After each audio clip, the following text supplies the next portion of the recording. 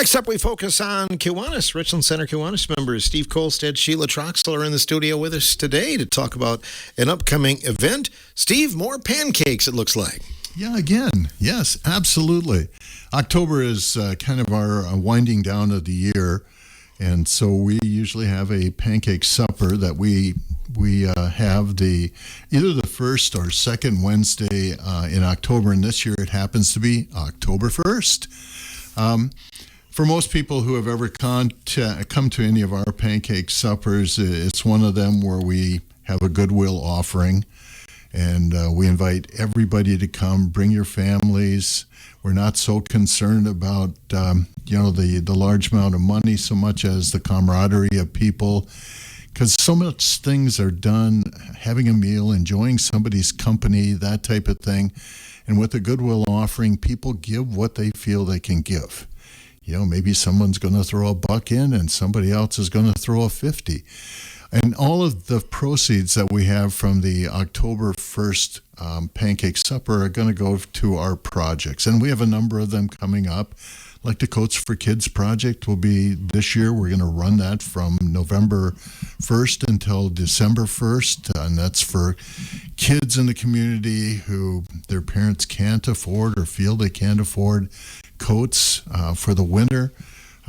It's an opportunity for them to put a coat on the back of their kids, and they get a new coat or gently used coat that will protect them during the winter time.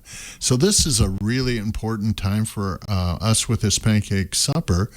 It's going to run from 5 o'clock until 7 on Wednesday the 1st at the community center. For people who've been there, they realize that we make your pancakes in front of you and then serve them. We have applesauce, and we have hot cherries that go on it. We have syrup. We have link sausages and a variety of beverages, but it's just a really good meal for whatever you can afford. Sheila, did you have a successful, I know you were working on the backpacks before school started. Did that go pretty well? It went really well, really well. Our last pancake supper, we partnered with the Parks Department, and we partnered with the Partners for Prevention. And so one of the things that I'm really proud that we're going to be able to do, I think we're going to have enough funds that we're going to be able to purchase a special needs swing in the park for the kids. That is something that was a little bit different this year. And then the backpacks, that was always is very successful. The Boy Scouts come, they help out packing the backpacks, and then the families come and pick them up. But we gave out a lot of backpacks, and not only the backpacks, but those are filled with school supplies. So I don't know if the average cost of that is probably somewhere between $60 and $70 per backpack. So we can't thank the community enough, because every time they support us, then we give it right back to the community. I would guess that you stack up some school supplies too, not just for the start of school, but through the whole year then too, right? Anyone that reaches out, we had, even after our sign up and pickup day, we had families reaching out, or maybe families that have moved into the community. The schools are great. They know who to reach out to, and then we just fulfill it. Dave Kepler is great about, when I call and say, hey, we need another backpack, or we need this, and Dave is great about, packing them up, and then he brings them usually like to my office or something, and then the families can come in and pick them up. Did you have a successful fair this year? A very successful fair this year. And, I think it's in part because they didn't charge an admission. And so families came in, they were able to have their families ride on the rides, stop at the different vendors that were there, which we were part of, and we were cleaned out of a number of different items by Sunday morning, and so we did well, really did well. And of course, we with Premier Cooperative provide a pancake breakfast for the exhibitors who show livestock there, because there's no place to get a a breakfast, and we served we served over 400 breakfasts just to those group of individuals. Along with, we did a goodwill offering for other people who wanted to come and have breakfast, the same as we're doing at this. But yes, we flipped lots and lots and lots of pancakes, and then we served lots of deep fried curd. I don't know why anybody would want that, but boy, I'll tell you what, we served an awful lot of that during the fair. And then chocolate malts. Just, that 65-year-old malt machine of ours really took a... is that how old it is? It is. Oh, boy. It's almost as old as I am. Just about. Almost as old as I am. But it... both of you can still stir it up pretty good. It grounded them out, and people really enjoyed them. That's awesome. So we did very, very well. Now, just piggybacking on what Sheila was saying, we actually handed out over 160 backpacks this year and served over 60 families, which is really, a pretty big dent in a community our size of providing assistance for the start of a good education. Speaking of education, I know you team with the school for Key Club, and that's another successful program you've been a part of for years, right? Yeah. This year, Lizzie Forehand is the advisor for that group, and I think Stephen mentioned that Lizzie was a prior Key Club member herself. So, but she just has that pull with the kids, and when we're doing like the roadside cleanups and some of that kind of stuff in the fair, I mean, both the Key Club students come and help us, and then also the Boy Scouts, they're there, and that just really helps. I think, too, I reached out to Lizzie this morning about Pumpkin Fest, because last year they did all the different games and stuff for the kids, so she's like, let me check into that and see what I can do. She's just awesome to work with, and it's just a blessing to have her be able to have those kids, because some of those kids, they can get down like on their knees or don't go down in the ditches and stuff. But she is just phenomenal with getting the kids to help. And I think, too, it really helps the kids to learn about giving back to the community that they live in.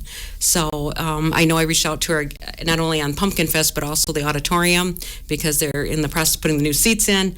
And they, once you put them in, you got to wash all around the base. And I'm thinking, I looked at my knees, and I'm like looking at those young kids, and I'm like, they can get down there and do that. So, I heard the football team was in charge of tearing out the seats. Yes. Andy said, don't call them for finish work, but destruction they're really good at. So they're working on doing the up part, once I think the season's over. But, some of the things that we did a little different this year is this was our first time working at the National Night Out and having a booth set up. And I know that was very successful for the Lions as well as ourselves. And then what was nice about that, because Steve is the master about the booth at the fair. I mean, he just knows it in and out. But then whatever product we had left, then we could turn around and use it for the rodeo. So it just went really, really smooth. And I was a little disappointed on Saturday, though, at the fair that we had run out of cheese curds, because I would have liked to have had some myself. So where do you get the curds then? Do you get them locally? It's really, a lot of businesses in the community help us out. Uh-huh. And I order a lot of our product with Amy Shep at the Phoenix Center. So she'll make a major order of which, Sheila didn't get any cheese curds, but we ordered 6 cases more this year than we ordered last year. But what it amounts to is that she'll make a major order for us. We'll pay her for the things we order, and then we'll use them at our food stand. She has an account with several different vendors, and she finds the cheapest thing for us to use. And what we do is like to have the product with consistency, and so the last 3 or 4 years, she has been our go-to person. And they must go over well. World renowned. I think they're cheap. Oh, that's what I think. There isn't a product on our menu that's over $5. And the reason we do that is because we serve the families in our community and the kids in our community, and we can make a profit of that product at that price. And, people recognize that. When the county first announced that they weren't going to be charging the gate admission, I thought of your organization and others that I figured it was going to be a huge benefit, and you saw that then. Yeah, we did. This is probably one of the most successful in recent years. I'll say that. I remember a time when, when I was first a member, where we would make lots and lots and lots of money, but we also had lots and lots of people working the food stand, and we had not the competition with so many food stands that we have now.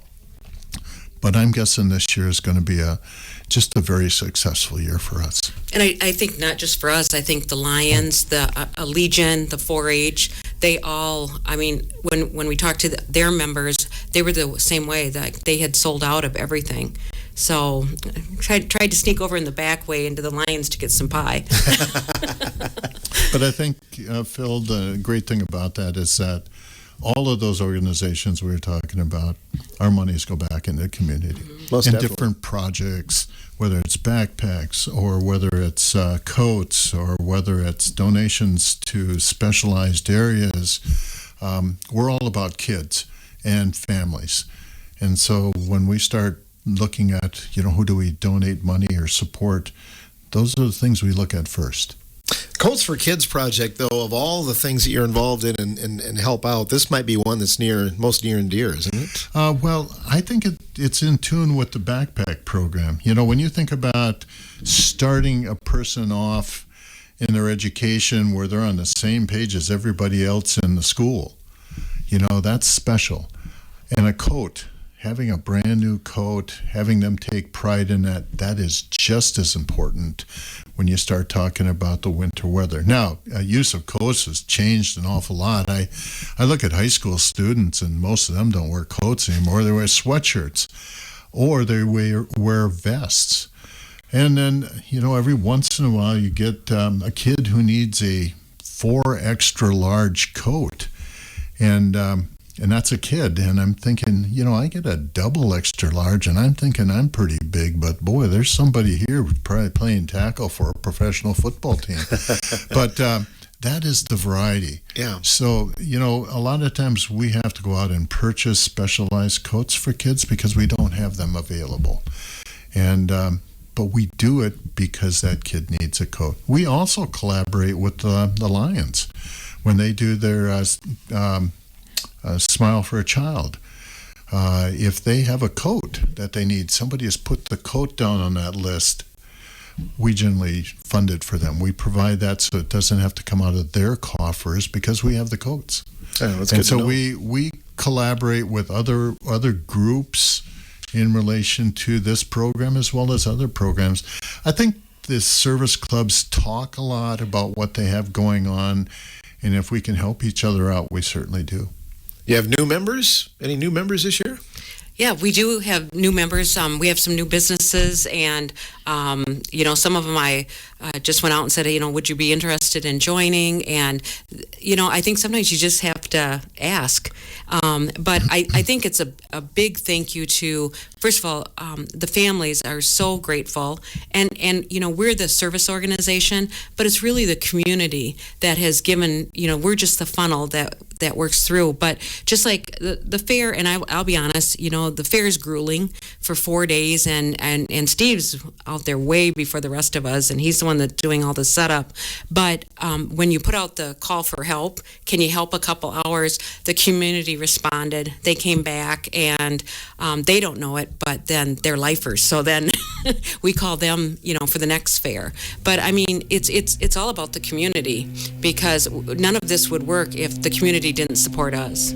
How can people, if they're interested in the Coats for Kids program, and you're going to have some information on distribution and how you're going to sign up and those kind of things, Steve? We will be. There'll be more publicity coming out.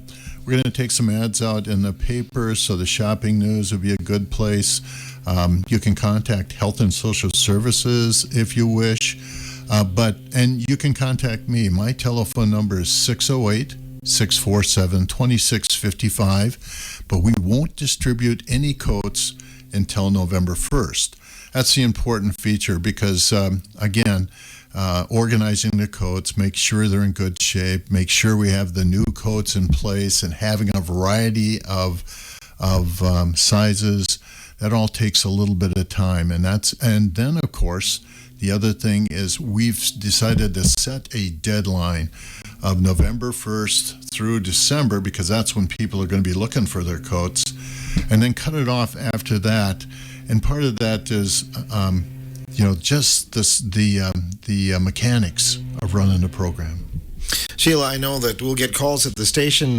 Maybe somebody can't make the pancake breakfast next week, but they'd like to donate. Certainly, you can take donations anytime, can't you? Absolutely. A lot of times I'll have people just drop them off at my office at Wallace, Cooper, and Elliott downtown, and if they just leave them with the staff, I can take it. Steve's also a good connection that either one of us, if they want to contact me, my number is 608-604-4672, and we'll make that connection to get it picked up. And I also want to say, I know we do get a lot of calls at my office, and Jeremy's very good about community projects, so they can leave them at the office and for me, and I'll take care of them if they've got some coats they want to donate. The Pancake Supper is coming up next week, 5 to 7 at Richland Center Community Center, and that is October 1st already. I can't believe that, Steve. My goodness. Yeah. Here we go. Anything else you'd like to add? I think the one thing we need to add is that we'd like to thank the community for supporting us. I think every civic club that is worth their time always thanks the community, because without the community and coming up with projects and utilizing us in relation to what could be done, it's really important. And then, of course, like every other civic club that's out there, because membership is dwindling, if you have an interest, or if you have the time, or if you're interested with the Kiwanis Club, we're all about kids, you can give Sheila or myself a call. Awesome. Yeah. Thank you both for your tireless efforts in the community. Thank you, Bill. We appreciate your support. No problem. And we hope a lot of people will support that event coming up next Wednesday at the Community Center between 5 and 7. Thanks to Steve Kolstad and Sheila Troxel from Richland Kiwanis for being our guests today.